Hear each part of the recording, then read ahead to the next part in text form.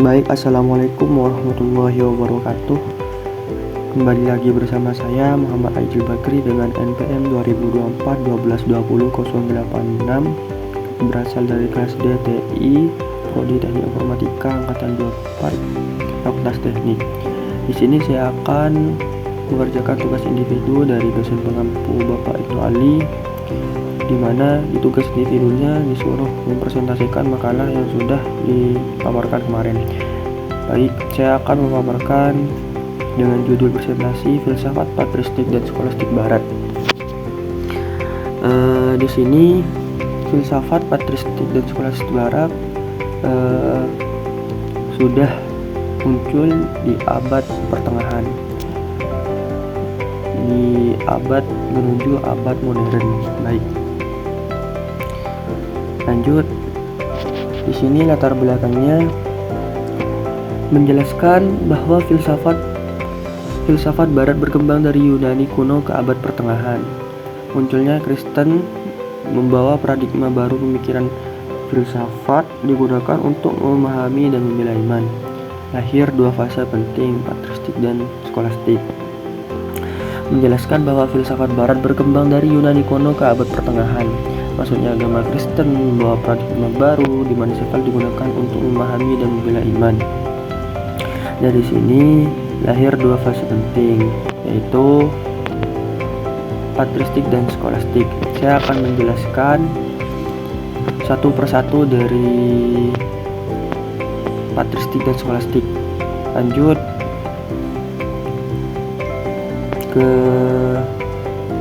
slide ketiga. Ini ada rumusan masalah, dan di sini ada berisi apa itu filsafat patristik dan skolastik. Nah, nanti saya akan menjelaskan keduanya, siapa tokoh-tokohnya, juga nanti saya paparkan bagaimana hubungan iman dan akal, dan juga apa pengaruh bagi filsafat barat.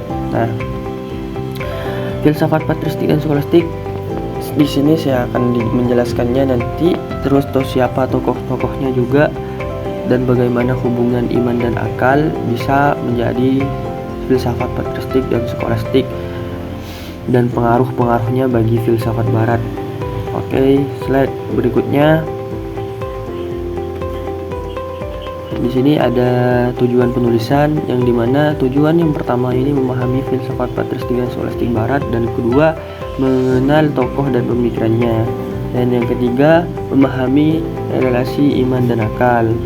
Terus yang terakhir mengetahui pengaruhnya terhadap filsafat modern. Di sini saya akan menjelaskan tujuan penulisan ini, akan menjelaskan apa sih filsafat patristik dan skolastik barat. Oke, next slide.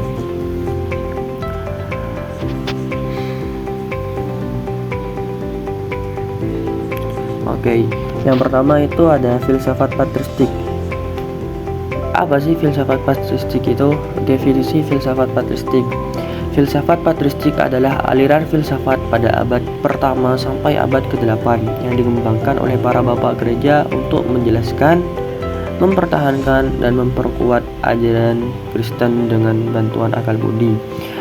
Dulu di zaman kuno pada abad pertama sampai abad ke-8 itu dikembangkan oleh bapak gereja atau pendiri-pendiri gereja, yang dimana menjelaskan, mempertahankan, dan memperkuat ajaran Kristen dengan bantuan akal budi. Next, siapa sih tokoh-tokohnya? Nah, di sini ada tokoh-tokoh filsafat patristik. Yang pertama itu Santos Agustinus 334 sampai 430 Masehi.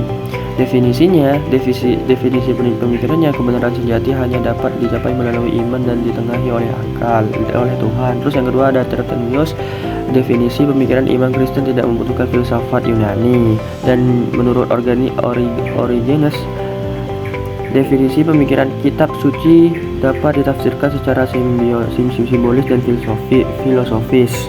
Dan itu tokoh-tokohnya. Next, ciri-ciri dan pengaruh filsafat patristik. Yang pertama, ciri-ciri filsafat patristik ini pengertiannya karakter umum, cara berpikir filsafat patristik. Nah, ada 3 poin yang harus kita pahami. Filsafat patristik, filsafat sebagai pelayan teologi. Terus yang poin kedua, rasio tunduk pada wahyu. Dan yang ketiga itu fokus pada pembelaan iman atau apologetika. Terus apa sih pengaruh sifat filsafat patristik? Definisinya, dampak pemikiran patristik bagi sejarah filsafat ada 3 poin juga. Meletakkan dasar teologi Kristen, menjadi fondasi pemikiran skolastik, membentuk pola pikir religius abad pertengahan, dan itu adalah ciri-ciri dan pengaruh sifat filsafat patristik di era abad ke-1 sampai abad ke-8 Masehi. Oke, lanjut ke filsafat skolastik. Nah, apa sih filsafat skolastik? Pengertian filsafat skolastik. Filsafat skolastik adalah aliran filsafat abad ke-9 hingga abad ke-15 Masehi yang berkembang di sekolah dan universitas Eropa dengan tujuan menyatukan iman dan akal rasional dan sistematis. Nah, setelah adanya sifat filsafat patristik, di sini ada juga filsafat yang lebih skolastik, ini abad berikutnya, abad ke-9 sampai abad ke-15 Masehi yang berkembang di sekolah di universitas Eropa. Dengan apa tujuannya? Tujuannya ya untuk menyatukan iman dan akal kita secara rasional dan sistematis, biar kita itu berpikir matang dan rasional. Oke, next. Tokoh-tokoh filsafat skolastik. Yang pertama itu ada Santo Anselmus dari 1033 sampai 1109 Masehi. Apa sih pemikiran Santo Anselmus? Ya, definisi pemikirannya itu ada Tuhan dapat dibuktikan keberadaannya melalui akal. Dan yang kedua itu ada tokoh Santo Thomas Aquinas, dan definisi pemikirannya itu iman dan akal adalah 2 jalan menuju kebenaran yang sama. Apa sih kebenaran yang sama? Kita harus menyatukan iman dan akal untuk menjadi lebih harmonis, biar tujuan kita itu sama gitu dengan akal maupun iman. Next, ciri-ciri pengaruh filsafat skolastik. Nah, di sini ada ciri-ciri filsafat skolastik ya.